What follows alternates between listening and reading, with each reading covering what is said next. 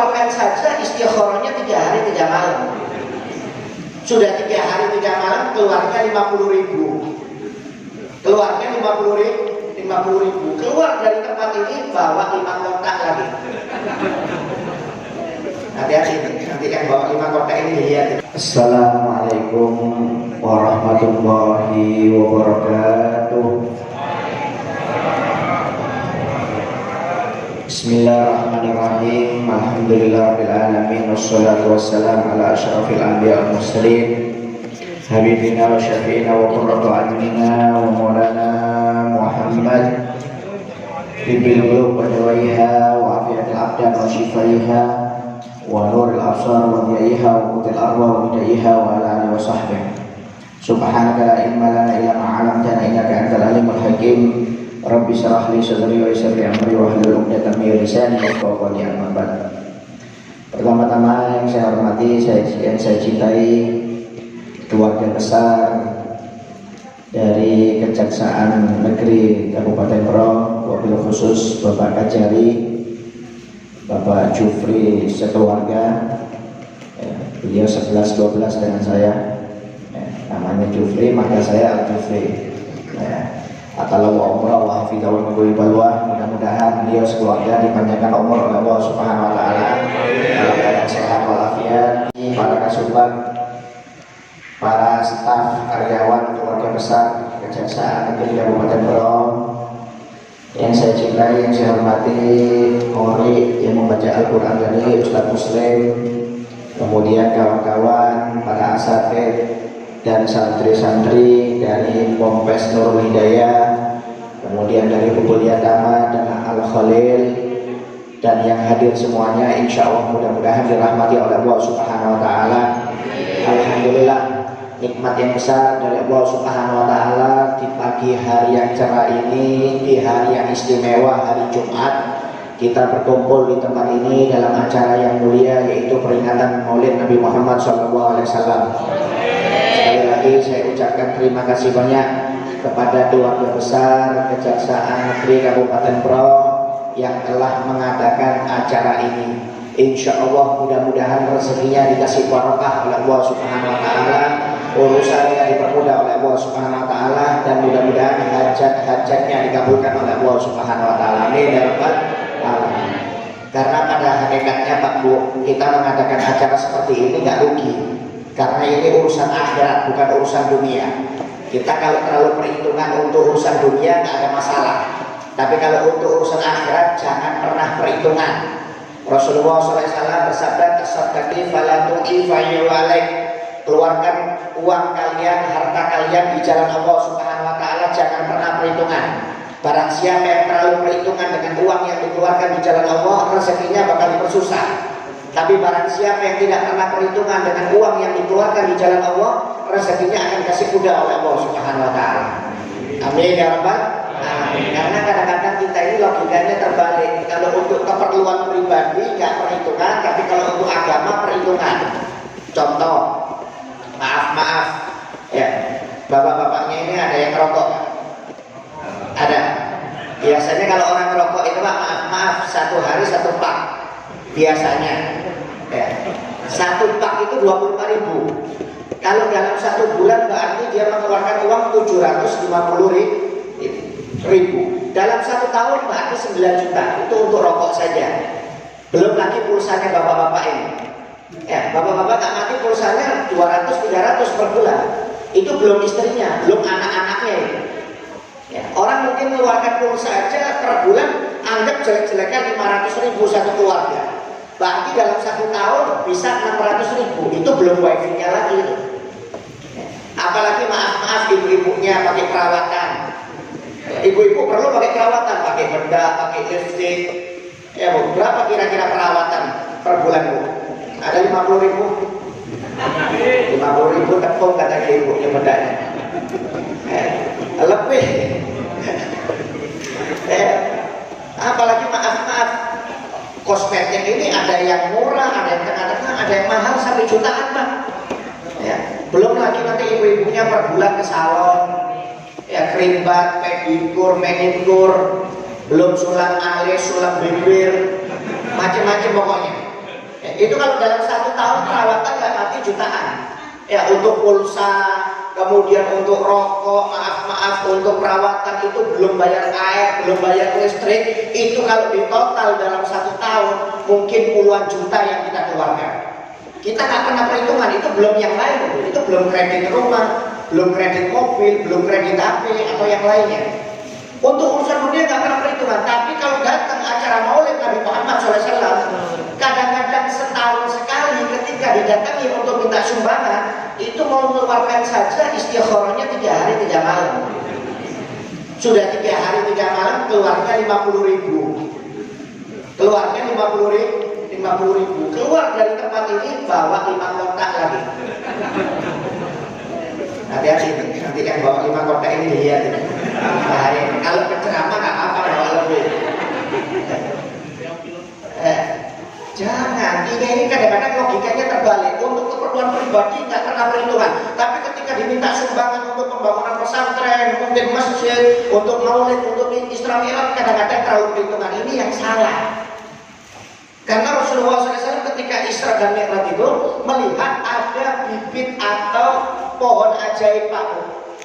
Nabi Muhammad itu ketika masuk surga melihat ada seseorang menanam bibit baru ditanam, nggak sampai 1 menit langsung tumbuh pohonnya, langsung tumbuh daunnya, berbuah dipetik, berbuah dipetik lagi, berbuah lagi.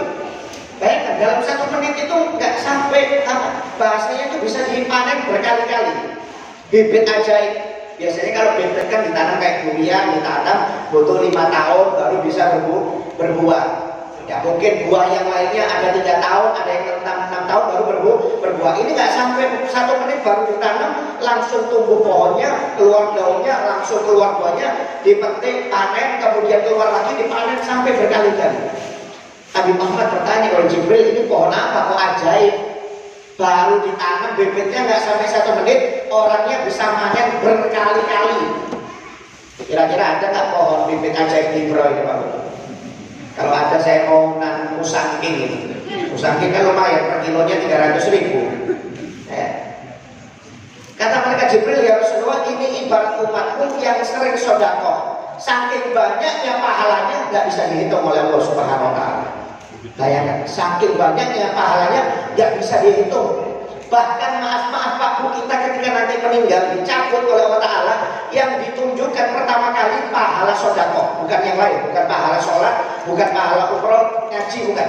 Yang pertama kali ditunjukkan oleh Allah ketika seseorang itu nyawanya dicabut, itu pahala sedekah kata Allah dalam Al-Quran. Sampai mereka berkata dalam Al-Quran, ya Allah, undur sejenak supaya aku bisa bersedekah. Kenapa? Saking besarnya pahala sedekah.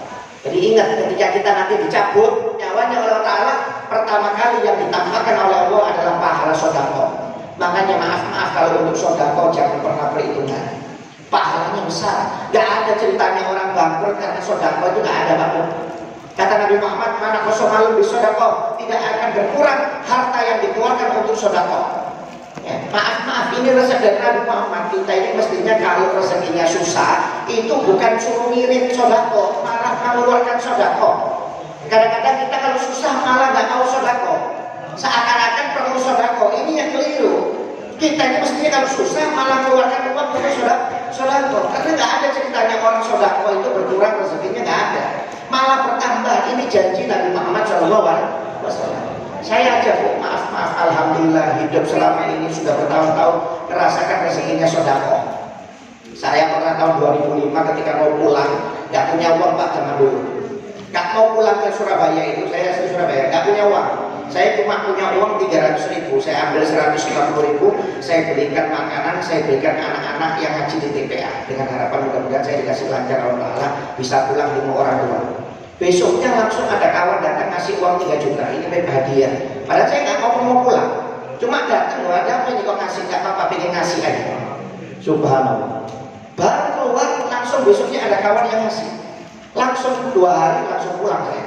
Ada pegangan uang. Barokah sedekah itu luar biasa. Makanya jangan pernah perhitungan dengan uang. Anda kalau keluarkan sedekah itu Pak Bu, pakai matematika langit, jangan pakai matematika dunia. Anda kalau pakai matematika dunia punya uang 1 juta, Anda keluarkan 100, sisanya 900. Tapi kalau pakai matematika langit, Quran dan hadis enggak.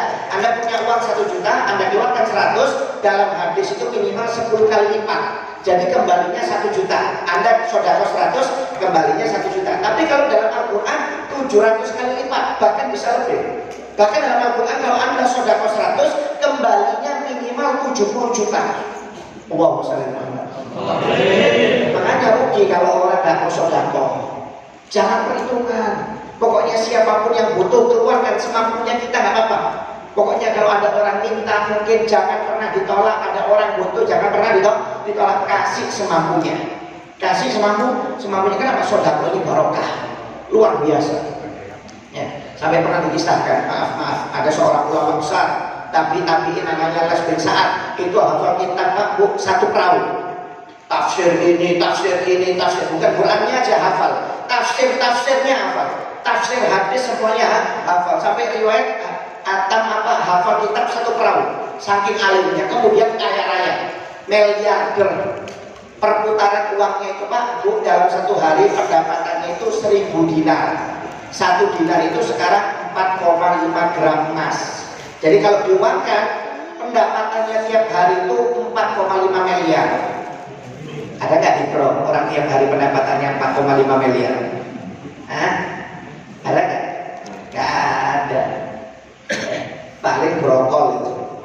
Ya, paling brokol yang pendapatannya tiap hari 4,5 miliar. Ini individu ini, perorangan 4,5 miliar, kaya raya, subhanallah. Tapi kalau dihitung dalam 1 tahun itu nggak sampai nisab katanya, nggak wajib zakat. Padahal pendapatannya 4,5 miliar kalau diuangkan sekarang. Tapi kalau dalam 1 tahun nggak wajib zakat. Kenapa? Karena sedekahnya sama seperti pendapatannya. Jadi hari ini dapat 1000, sedekahnya 1000. Besok dapat 1000, sedekahnya 1000. Ini diamalkan sampai bertahun-tahun, sampai meninggal tetap kaya raya. Tapi kalau Anda jangan amalkan loh ya. Jangan. Kalau nggak percaya cobalah. Anda hari ini dapat gaji 10 juta, sedekahkan 10 juta. Bulan depan dapat 10 juta, sedekahkan 10 juta. Insya Allah nggak lama rumahnya disita bank. Kalau Anda jangan amalkan. Kenapa? Mentalnya beda. Kalau beliau mentalnya memang yakin dengan Quran dan hadis, subhanallah sampai meninggal nggak miskin. Gak miskin sama sekali, tetap kaya raya. Ada orang datang, seorang ibu anaknya sakit, gelas ini juragan madu juga, minta madu 1 gelas, 1 cangkir karena anak sakit dia nggak mampu untuk beli. Sama Lays bin Sa'ad dikasih 1 drum. Kata ibu, wah Lays ini kebanyakan, saya cuma minta 1 cangkir. Bagimu kebanyakan, bagimu terlalu sedikit. Kalau kurang ambil sendiri di gudang, nggak pakai ngomong. Kata Lays bin Sa'ad, subhanallah. Ada nggak orang kira-kira baik seperti Lays ya? Di Bro, kalau ada tim tiap hari saya datang. Bro nggak ada ya, lebih baik di rumah aja sudah. Jadi maaf kalau nggak ada ceritanya orang bangkrut karena sedekah itu nggak ada. Makanya maaf kalau ada peringatan Maulid, Anda nyumbang makanan, Anda mungkin nyumbang tenaga, yang mampu nyumbang uang silahkan. Ya. Kenapa? Insya Allah barokah. Acara seperti ini barokah. Kenapa? Karena kita memuliakan Nabi Muhammad SAW. Ya maaf, jangankan Anda memuliakan Nabi, Anda memuliakan acara peringatan Maulid Nabi, kita bakal dimuliakan oleh Allah Subhanahu wa Ta'ala. Ingat ya, saya bukan ngomong memuliakan Nabi, saya ngomong memuliakan Maulid Nabi. Ini belum memuliakan Nabi. Karena apa? Karena orang memuliakan Maulid Nabi, jangankan orang Islam, orang kafir pun dapat manfaat. Contoh yang konkret, paman Nabi Abu Lahab. Paman Nabi Abu Lahab. Paman Nabi ini Abu Lahab kafir, gak beriman kepada Nabi, sering ganggu Nabi, masuk neraka selama-lamanya. Bahkan Allah membuat surat khusus tabat Abu Lahab dan istrinya selama-lamanya masuk neraka. Tapi di dalam hadis Sahih Bukhari, di dalam kitab Adabul Mufrad, setiap hari Senin Abu Lahab dapat dispensasi keringanan siksa dan ditolong oleh Allah untuk mengeluarkan air dari jari-jari tangannya untuk diminum. Setiap Senin saja. Selasa sampai Minggu digoreng lagi sama mereka. Sekuat jadi Senin. Kenapa? Padahal Allah sudah berfirman, la yukhaffafu anhum al-'adzab wa lahum yunzarun. Orang kalau masuk neraka itu nggak bisa diringankan dan nggak bisa ditolong. Tapi kenapa kok Abu Lahab aja yang dapat dispensasi? Abu Jahal nggak dapat, Fir'aun nggak dapat, Namrud nggak dapat, orang kafir yang lainnya nggak dapat. Cuma Abu Lahab satu-satunya orang yang dapat dispensasi dan ditolong setiap hari Senin. Kenapa? Karena Abu Lahab pernah merasa senang dengan Maulid Nabi Muhammad SAW 1 kali seumur hidupnya. dengan memperdekakan budaknya yang bernama Suwaibah. Jadi Abu Lahab ini punya budak namanya Suwaibah. Jadi pada malam 12 Rabiul Awal, Nabi Muhammad itu lahir 1 jam sebelum subuh. Itu diperintahkan oleh Abu Lahab untuk membantu persalinan Siti Aminah. Ada 4 perempuan yang membantu persalinan ibu Nabi Muhammad Siti Aminah, yaitu yang pertama Suwaibah, istri budaknya Abu Lahab. Kemudian Ummu Aiman, ini ibu dari sahabat Nabi Usamah bin Zaid bin Harisah. Kemudian Fatimah ini ibu dari sahabat Utsman bin Abil As. Kemudian yang keempat yaitu Syafa ini ibu dari sahabat Nabi Abdurrahman bin Auf yang terkenal dengan kekayaannya miliarder. Ini 4 perempuan yang membantu persalinan ibu Nabi Muhammad SAW. Tapi di dalam kitab Nikmatul Kubra Al-Alam karangan Ibn Hajar Al-Haytami, sebelum 4 perempuan ini datang, Allah menurunkan 4 perempuan dari surga, yaitu Siti Hawa istrinya Nabi Adam, kemudian Siti Sarah istrinya Nabi Ibrahim, kemudian Aisyah istrinya Fir'aun, dan yang keempat Maryam binti Imran. Aisyah ini muslim bu, cuma suaminya yang kafir ya. Jangan salah paham bu, istrinya Fir'aun kok masuk surga karena muslim. Ini 4 perempuan ini diturunkan oleh Allah dari surga di malam kelahiran Nabi Muhammad untuk memberi spirit dan kabar gembira kepada Siti Aminah bahwasanya dia akan melahirkan bayi sebagai Rasul akhir zaman. Setelah dikasih kabar gembira, diangkat oleh Allah, kemudian datang 4 perempuan ini. Subhanallah. Pernah nggak ibu-ibunya ini melahirkan didatangi Siti Maryam bu? Didatangi Siti Hawa. Pernah nggak bu? Kirim salam. Untung nggak didatangi kuyang. Kalau orang Kalimantan kalau hamil kan datangnya kuyang. Lea. Kalau orang Bali katanya lea.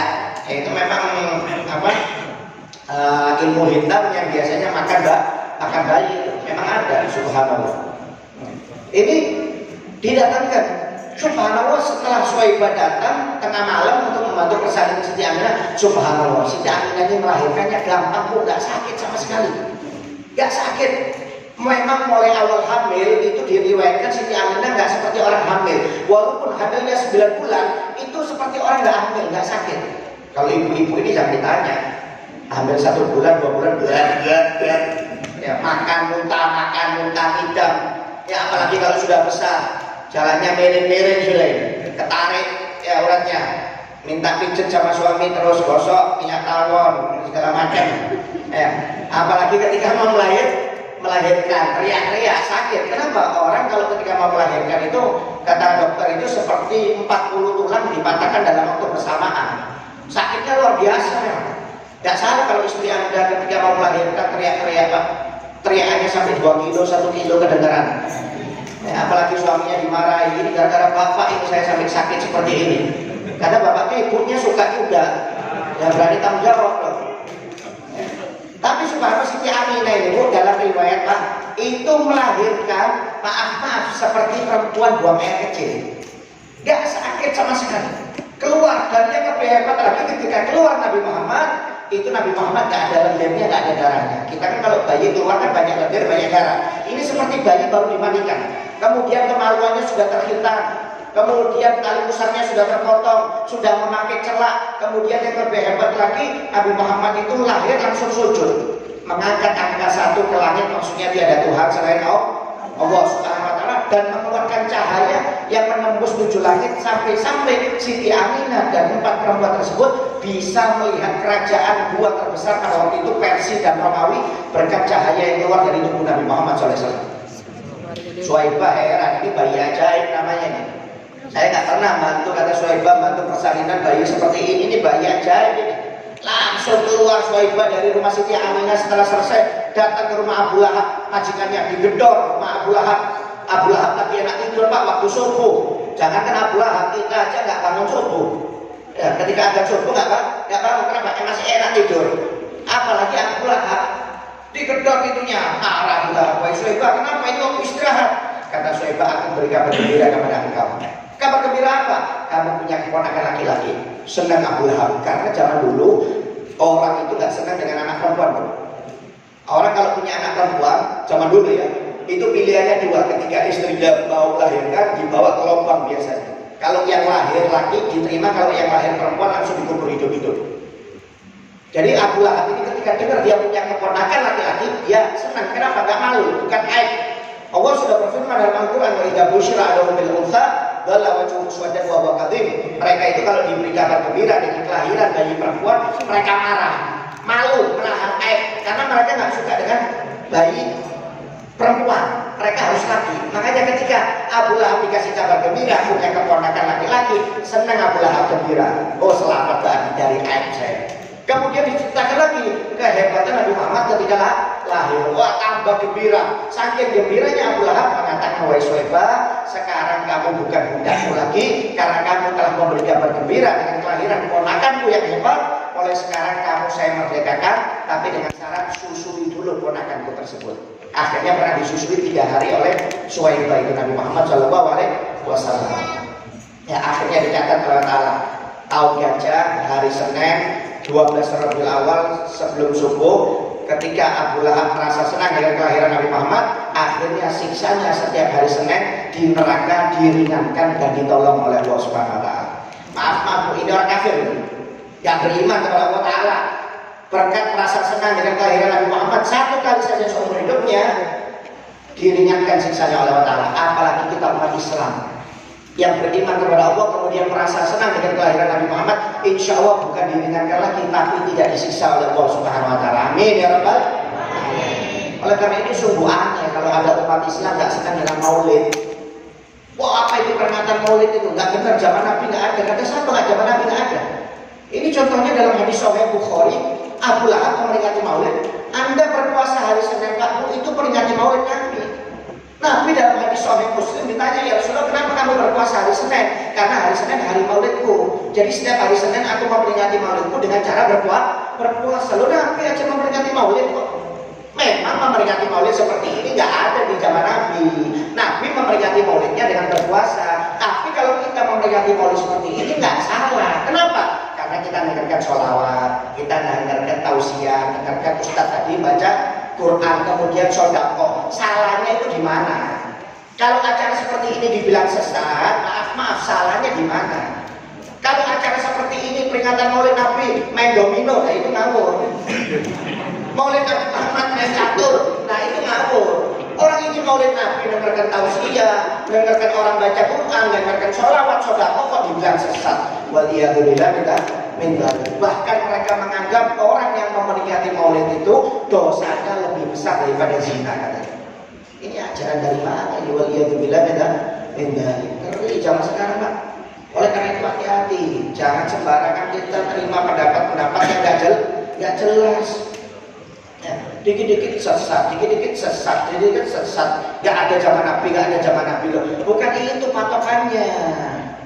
Kita ini bukan ulama, kali berulama yang bisa menentukan ini benar atau enggak. Imam Syafi'i aja tidak melarang acara seperti ini. Dalam kitab-kitabnya itu banyak para ulama 4 mazhab, semuanya tidak ada yang pernah melarang. Jadi maaf, hati-hati. Gak ada acara seperti ini, acara yang gak ada masalah. Kenapa? Tidak melanggar syariat, bahkan bisa mendekatkan kita kepada Allah dan Nabi Muhammad SAW. Kenapa Nabi Muhammad itu Nabi yang istimewa, Pak? Ya, maaf, kita ini tidak dihidupkan oleh Allah Ta'ala, tidak diciptakan jika bukan karena Nabi Muhammad. Maaf. Kita ini, saya, Anda, semuanya hidup itu karena Nabi Muhammad. Kalau nggak Nabi Muhammad, kita nggak diciptakan. Kata Allah Subhanahu Wa Ta'ala dalam hadits qudsi, laulaka ya Muhammad, khalaqtul aflaq. Jika bukan karena kamu yang Muhammad, jika bukan karena kamu, dan jika bukan karena kamu yang Muhammad, aku tidak akan menciptakan alam semesta. Jadi surga, malaikat, langit, bumi, manusia, hewan, binatang, semuanya itu tidak diciptakan oleh Allah jika bukan karena Nabi Muhammad SAW. Allahumma shalli ala Muhammad. Jadi kita punya rumah, punya jabatan, punya rezeki, punya anak, punya keluarga, itu semuanya jasanya Nabi Muhammad bahasanya. Karena berkat Nabi Muhammad kita punya keluarga, berkat Nabi Muhammad kita punya pekerjaan, kita punya rezeki. Makanya syukur kita menjadi umat Nabi Muhammad SAW. Kenapa umat Nabi Muhammad ini banyak kelebihannya, Pak Bu? Kalau kita hidup di umat sebelum Nabi Muhammad, maaf, habis kita ini. Saya kasih contoh ya, sebelum umat Nabi Muhammad, orang itu kalau bermaksiat lisan, kalau mau tobat, lisannya harus digunting, dipotong. Syaratnya, kalau nggak dipotong, nggak diterima tobatnya kok. Ada orang maksiat mata. Zaman dulu sebelum Nabi Muhammad, kalau mau tobat matanya harus dicongkel. Kalau nggak dicongkel, tobatnya nggak diterima. Bahkan dalam Al-Quran itu di zaman Nabi Musa, kalau ada orang mau tobat itu harus lompat bunuh diri dari gunung. Kalau mati baru diterima tobatnya. Tapi umat Nabi Muhammad tidak enak. Anda maksiat mata tinggal istighfar tobat diterima tobatnya. Anda maksiat lisan, ghibah, gunjing, maaf, umpamanya, ya, tinggal istighfar tobat diterima oleh Allah Ta'ala. Anda maksiat apapun yang penting berkaitan hanya kepada Allah Ta'ala, itu tinggal istighfar tobat diterima oleh Allah Ta'ala. Kalau kita hidup umat sebelum Nabi Muhammad, wah mungkin cacat semuanya tadi. Mata buta, lidah bisu, telinga nggak dengar. Kenapa? Mungkin kita banyak maksiat yang terus tenang aja, maaf. Tapi alhamdulillah berkat Nabi Muhammad diringankan oleh Allah Ta'ala. Zaman dulu sampai Nabi Musa itu melihat dalam kitab Taurat ada keutamaan umat di akhir zaman yang ibadahnya sedikit tapi pahalanya banyak. Kalau zaman dulu nggak bisa, Bu. Zaman dulu, Bu, Pak, kalau Anda mau ibadah pahala 200 tahun, ibadah Anda harus 200 tahun. Anda bikin pahala 300 tahun, ibadahnya Anda 300 tahun. Tapi umat Nabi Muhammad ini enggak, umurnya pendek-pendek, satu kali ibadah pahalanya banyak. Contoh Lailatul Qadar. Anda ibadah satu kali Lailatul Qadar berarti seperti ibadah 84 tahun. Kalau Anda dapat 10 kali, berarti seperti 840 tahun ibadahnya. Anda dapat 20 kali, seperti 1680 tahun. Umurnya kita nggak sampai 60. Rata-rata 60 lah, kadang-kadang belum 60 sudah di cover. Ya. Nabi Musa bingung, ya ini buat siapa kok enak? Umurnya pendek-pendek sekali ibadah pahalanya banyak. Kalau orang dulu nggak bisa, Pak.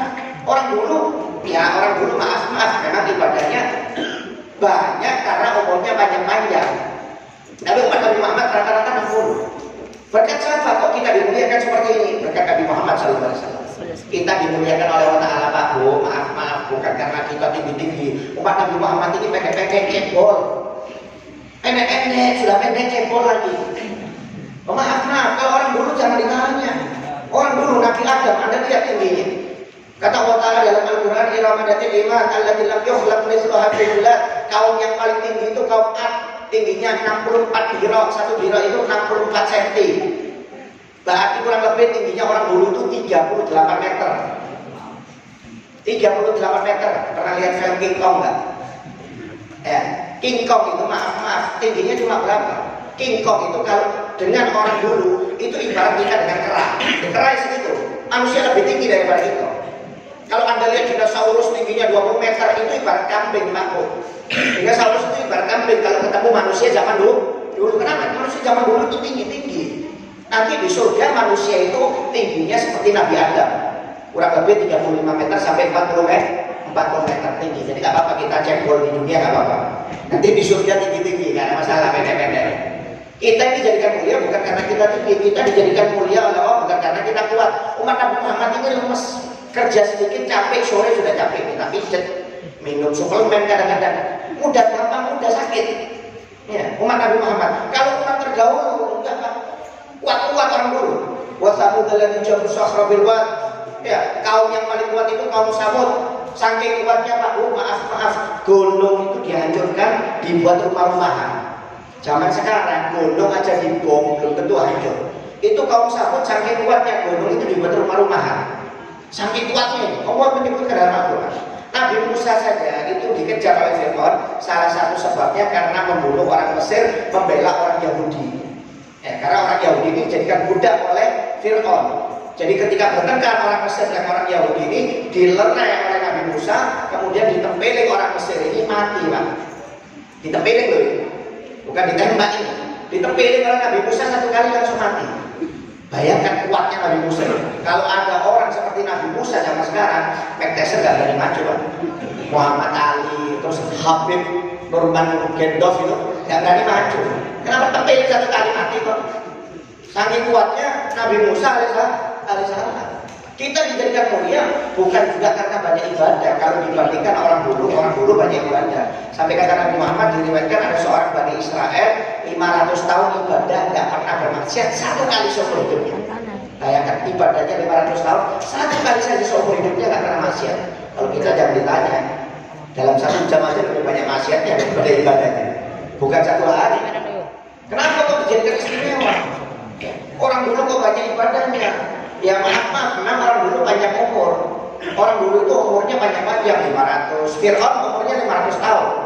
Yang paling panjang Nabi Nuh 980 tahun, Nabi Adam 930 tahun. Zaman dulu Pak, kalau ada orang meninggal umur 100 tahun, mereka takziah mengatakan kasihan ya masih anak-anak sudah meninggal. Masih anak-anak sudah meninggal 100 tahun. Kalau zaman sekarang ini tua bangka nggak mati-mati. Beda-beda.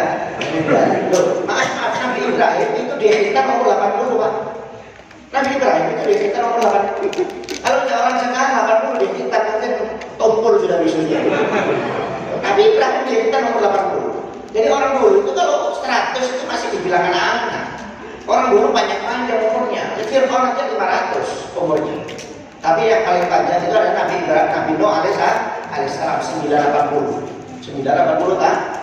Loh, kalau orang dulu ibadahnya banyak, pantas kenapa umurnya panjang-panjang? Umat Nabi Muhammad ini umurnya pendek-pendek, mau ibadah panjang nggak bisa. Tapi alhamdulillah diganti oleh Allah berkat Nabi Muhammad SAW. Sekali ibadah pahalanya banyak. Jasanya Nabi Muhammad SAW. Syukur kita ini Pak, maaf meninggal ini nanti cuma merasakan setengah sakaratul maut. Setengahnya sudah diangkat oleh Allah berkat Nabi Muhammad SAW. Nabi Muhammad itu ketika di akhir umurnya, ketika nyawanya dicabut oleh malaikat Israel, itu pingsan 3 kali. Saking sakitnya. Kata Nabi Muhammad, wahai Israel, perlahan kamu nyabut nyawaku. Ya Rasulullah, ini cara paling lembut sudah menyabut. Itu cara paling lembut aja Nabi Muhammad sampai pingsan 3 kali. Kata Nabi Muhammad, kalau seperti ini rasa sakitnya, bagaimana umatku? Akhirnya Nabi Muhammad berdoa di tengah-tengah sakit maut. Nabi Muhammad berdoa, ya Allah, setengah rasa sakit maut seluruh umatku ya Allah, hilangkan dan bebankan kepada aku ya Allah. Allahumma shalli ala Muhammad. Sampai tengah-tengah sakit maut masih ingat sama kita.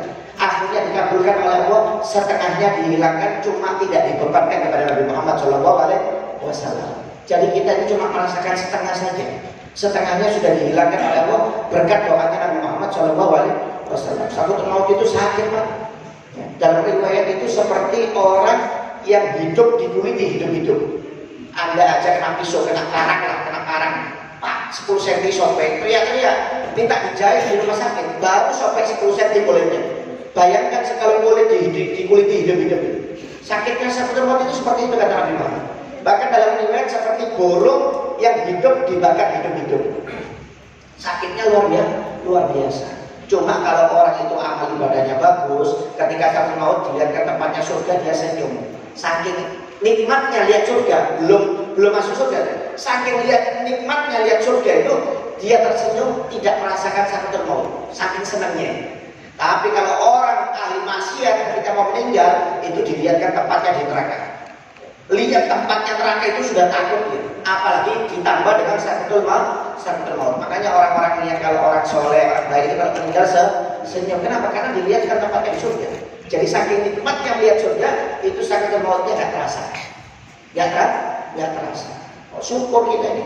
Kalau kita nggak jadi umat Nabi Muhammad, waduh, merasakan total sakaratul maut. Ini semuanya berkat jasanya Nabi Muhammad SAW. Alhamdulillah, makanya kita menjadi umat Nabi Muhammad SAW.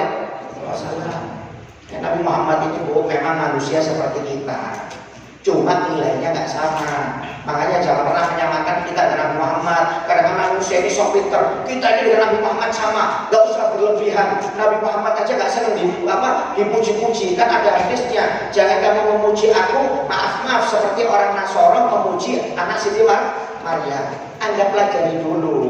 Ini hadisnya, maaf orang Nasoro memuji anak Siti Maryam dianggap sebagai Tuhan. Itu yang nggak boleh. Maksudnya kalau Anda memutuskan Nabi sebagai Tuhan nggak boleh, haram. Tapi kalau Anda memuji-muji Nabi menjadi makhluk yang paling tampan, paling wangi, paling dicintai oleh Allah, memang benar.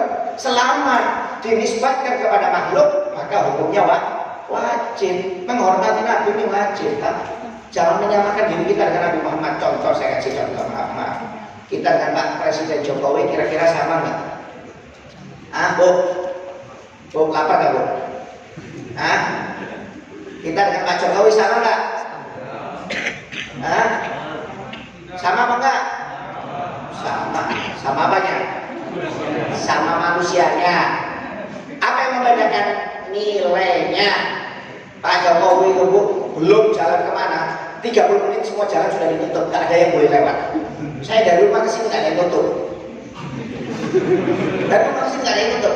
Kenapa? Padahal sama-sama manusianya. Apa yang membedakan? Nilainya. Loh, kita aja dengan Pak Jokowi yang sama-sama manusia beda nilai. Itu urusan dunia. Bagaimana urusan akhirat seperti Nabi Muhammad SAW? Masa pantas kita mau menyamakan diri kita dengan Nabi Muhammad SAW? Memang kadang-kadang sama jenisnya, nilainya nggak sama. Seperti contoh, maaf, ini tisu kan dari kertas. Uang, mana saya nggak mau uang itu, ada uang nggak jadi. Tapi minta maaf, bisa-bisa nggak kembali ini uangnya. Nah, ini uang dari apa? Kertas. Sama nggak ini? Hah? Ayam sama. Ikut saya ke Solo Swalaya. Satunya saya kasih ini. Saya belanja lagi ini. Kira-kira mana yang diterima? Yang merah. Sama Pak, sama kertasnya, nilainya yang nggak sama. Jadi kita dengan Nabi Muhammad itu sama manusia, nilainya yang beda. Maaf, saya kembalikan. Kalau dolar tadi itu pura-pura lupa saya. Kita dengan Nabi Muhammad itu sama manusia nilainya beda. Contoh seperti batu. Batu itu banyak, bukan ada batu bata, batu kali, batu akik, batu permata, batu jamrut, batu berlian. Sama nggak harganya? Nggak sama. Batu kali itu satu truk 700, 800. Nah ini satu biji aja kecil gini 5 juta batunya aja. Kenapa kok ini yang saya pakai ini kecil batunya aja loh, belum ikatnya loh ya. Ini bukan promosi ya. Batunya aja ini 5 juta sekarang paling murah. Paling murah 5 juta. Itu satu truk 700. Kenapa yang kecil satu biji ini kok 5 juta itu 700? Nilainya yang membedakan. Anda berlian ini, pinggir-pinggirnya umpannya berlian. Satu biji jatuh nggak kelihatan mata, itu bisa jutaan Bu, kalau berlian yang bagus. Jatuh itu nggak kelihatan mata kan, itu bisa jutaan harganya. Batu bata itu besar segini 700. Murah meriah. Kenapa yang kecil ini kok jutaan, yang besar segini batu ini kok 700? Yang membedakan apa? Nilainya. Coba orang jalan pakai batu seperti ini, pantas cantik. Ibu-ibunya pakai permata, kalau permata, wah kelihatan kaya, kelihatan mewah. Ya, dari jarak 2 kilo kelihatan cantiknya. Berkilau, tapi kiloan berliannya orangnya enggak. Ya, cantik, pantas pakai ini. Coba ibu-ibu pakai kalung batu bata, buat perhiasan. Ya, dibilang orang gila tidak. Padahal sama-sama batunya, apa yang membedakan nilainya nggak sama Pak. Batu jamrut itu yang bagus, yang dari Rusia itu kecil segini itu maaf itu bisa hampir setengah M. Batu jamrut yang dari Rusia itu nomor 1 sekecil seperti ini bisa setengah M. Bisa dibayangkan. Apalagi kalau berlian yang besarnya seperti ini, miliaran, nggak mati 2 miliar 3 miliar. Kalau berlian besarnya seperti ini kerat-keratannya, karena cari berlian utuh itu susah. Kalau cari berlian kecil itu gampang, harganya lebih turun. Tapi kalau yang utuh besar itu semakin mahal. Berlian aja yang seperti ini itu nggak mati 2-3 miliar. Bayangkan, itu bisa dapat berapa rumah itu, berapa mobil. Bisa dapat. Kenapa? Nilainya nggak sama. Makanya maaf, kita jangan pernah menyamakan diri kita dengan Nabi Muhammad SAW. Nabi Muhammad itu istimewa, makhluk yang paling dicintai oleh Allah Subhanahu Wa Taala, dan semuanya kita dapat keutamaan dari Allah. Itu berkat Nabi Muhammad SAW. Makanya syukur kita menjadi umat Nabi Muhammad SAW. Ya, laksanakan semua perintah Nabi Muhammad, jalankan sunnah-sunnahnya semampunya. Kemudian jangan lupa untuk selalu bersolawat kepada Nabi Muhammad SAW. Ya, orang paling, kata para ulama, tidak ada amalan yang paling bagus untuk umat di akhir zaman ini kecuali memperbanyak sholawat. Kenapa? Manfaatnya banyak. Orang yang hidupnya susah, kalau dia memperbanyak sholawat, hidupnya diperindah oleh Allah. Maaf Bu, kita kerjaan susah, umpamanya, kemudian rezekinya susah, hajat susah, kena penyakit, suruh perbanyak sholawat. Itu orang yang memperbanyak sholawat, kalau kerjanya susah dipermudah. Kalau rezekinya susah, dimudahkan. Hajatnya susah, dimudahkan. Kalau dia sakit, sumpah stres, memperbanyak sholawat, dihilangkan stres sumpahnya, dikasih kesembuhan. Resepnya luar biasa sholawat ini. Makanya sholawat ini maaf ucapannya ringan tapi pahalanya banyak. Pahalanya banyak. Namanya rugi kalau orang tidak mau memperbanyak sholawat kepada Nabi Muhammad SAW. Saya kasih cerita terakhir sudah menutup. Ini hari Jumat ini, mepet kok. Sebenarnya saya mau ceramah 3 jam tadi. Ya, cuma karena mepet Jumat ya terpaksa sebentar aja 30 menit lah. 3 jam maksudnya 1 jam saya pulang, tunggu bapaknya 2 jam sendiri. Sampai pernah dikisahkan, maaf ya, sampai ada seorang saudara kaya raya. Dia waktu itu usaha, memang dia ahli ibadah, orang baik, tapi subhanallah ditakdir bangkrut, jatuh. Akhirnya dia pinjam sama kawannya 1.000 dinar, 1.000 dinar, 4 miliar, kurang lebih 4 miliar. Dibuat usaha kembali. Subhanallah ketika dibuat usaha kembali, Pak Bu, gak lama kemudian bangkrut lagi dia. Akhirnya ditagih oleh kawannya. Ditagih 1 kali, 2 kali, 3 kali, nggak bisa bayar. Akhirnya dilaporkan ke pengadilan. Oleh pengadilan dikasih waktu 1 bulan. Kalau nggak bisa bayar 1 bulan, dipenjara. Ya, akhirnya kata orang tersebut, dia keluar dari pengadilan, bertanya kepada ulama, wahai ulama, apa amalannya supaya saya bisa melunasi hutang saya? Perbanyak sholawat. Akhirnya orang itu pagi, siang, sore, malam perbanyak sholawat sampai hari pertama, kedua, ketiga, keempat, kelima, sampai hari ke-27 belum lunas hutangnya. Bingung dia, kok belum terbayar ya? Ini sudah hari 27, nggak tahunya malam 28 mimpi bertemu dengan Nabi Muhammad SAW. Kata Nabi Muhammad, jangan khawatir, utangmu bakal dilunasi. Datang kepada gubernur Fulan bin Fulan, katakan aku kirim salam dan dia suruh melunasi hutangmu. Bangun dari tidurnya senang dia Pak, langsung ke rumah gubernur tersebut, diketok keluar gubernurnya. Ada apa? Saya Fulan bin Fulan, tadi malam saya mimpi bertemu dengan Nabi Muhammad SAW. Kata gubernur, oh ini berarti orang baik, orang soleh nih, bisa mimpi bertemu dengan Nabi. Apa mimpinya? Kamu bertemu Nabi Muhammad kirim salam kepada engkau. Alhamdulillah, kata gubernur ini, saya dapat salam. Apa lagi? Kata Nabi Muhammad, kamu disuruh bayar utang saya. Berapa? 1.000 dinar. Wah ini yang gak enak ini. Kalau kirim salamnya enak, bayar utangnya ini yang gak enak. Apa buktinya? Kalau kamu memang betul mimpi bertemu Nabi Muhammad, ditanya buktinya nggak bisa menunjukkan Pak. Akhirnya pulang dia kecewa. Malamnya lagi mimpi lagi bertemu Nabi Muhammad, ditanya sudah kamu ambil? Belum ya Rasulullah. Ambil, katakan aku kirim salam. Bangun dari tidurnya dia senang, lupa dengan yang kemarin, diminta buktinya. Akhirnya datang diketok, kata orang yang kaya itu, gubernur itu, kamu lagi, apalagi mimpi Nabi? Iya, kirim salam, iya. Suruh bayar utang, iya. Kan sudah saya minta, buktinya apa? Oh iya lupa saya. Akhirnya pulang lagi. Akhirnya mimpi lagi malam ketiganya, Bu, mimpi bertemu Nabi Muhammad, ditanya sudah kamu ambil? Belum ya Rasulullah, aku malu ditanya apa buktinya. Kata Rasulullah, buktinya gubernur tersebut tiap hari sholawat kepada aku sebanyak 100.000 kali. Gak ada yang tahu kecuali aku dan Allah Subhanahu wa Ta'ala. Bahkan istrinya, anak-anaknya gak ada yang tahu. Itu buktinya, katakan. Wah, datang dia langsung bangun pagi senang diketok, ditunjukkan apa buktinya? Kata Nabi Muhammad, kamu tiap hari sholawat 100.000 kali. Gak ada yang tahu kecuali Allah dan Nabi Muhammad. Langsung nangis gubernur itu. Berarti betul kamu mimpi Nabi. Disuruh masuk oleh gubernur, diambilkan uang 3.000 dinar. Ini 1.000 dinar untuk utangmu, 1.000 dinar lagi untuk modal usahamu, dan 1.000 dinar sebagai tanda terima kasihku karena kamu telah menyampaikan salam Nabi Muhammad SAW. Dikasih utangnya cuma 1.004 M, tapi dikasih 3.000 dinar, lunas 12 miliar, dikasih 12 miliar. Makanya kalau utang jangan tanggung-tanggung. Utang 10 juta, utang 20, utang itu 1 M, utang 2 M. Kalau nggak bisa bayar, sholawat. Enak gampang. Tapi yang penting mimpinya jangan dikatakan kepada Habib, saya mimpi Rasulullah tadi malam kirim salam sama Habib. Habib suruh melunasi utangnya. Oh benar. Karena saya masih ada utang juga ini. Ya, sampaikan salam ke Rasulullah.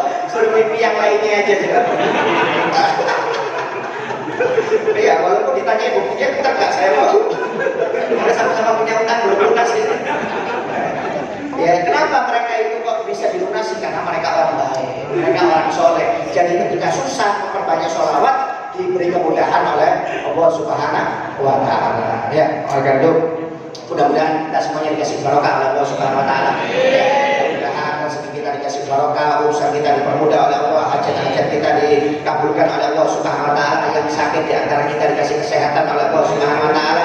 Mungkin jika ada kesusahan, kesumpahan di antara kita, mudah-mudahan diangkat oleh Allah Subhanahu wa taala, ditambah iman dan takwa kita, dan mudah-mudahan hadirnya kita di tempat ini membawa keberkahan, membawa rahmat dari Allah Subhanahu wa taala, dan mudah-mudahan kita dicatat sebagai pecinta Nabi Muhammad SAW dan di akhirat mendapatkan syafaat Nabi Muhammad SAW. Amin ya rabbal alamin. Ini sedikit yang bisa saya sampaikan.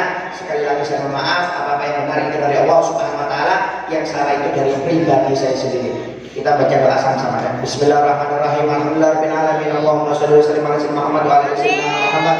Allahumma ya musul asir wa jabal kulli kasir wa syafi kulli farid wa ya munya kulli fakir wa ya muqawwi kulli dhaif wa kulli makhif ya sirah kulli asir fa tasirul asir ka yasir.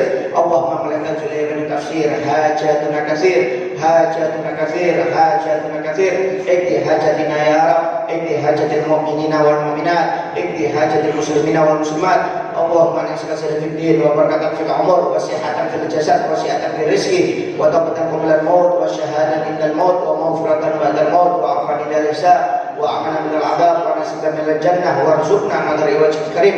Allahumma barik fi auladina wa fathhum wa la tadurhum wa fi kulli ta'atika warzuqna birahum bi rahmatika ya arhamar rahimin. Rabbi firli wal walidayya rabbi firli wal walidayya rabbi firli wal walidayya warhamhuma kama rabbayana shaghira.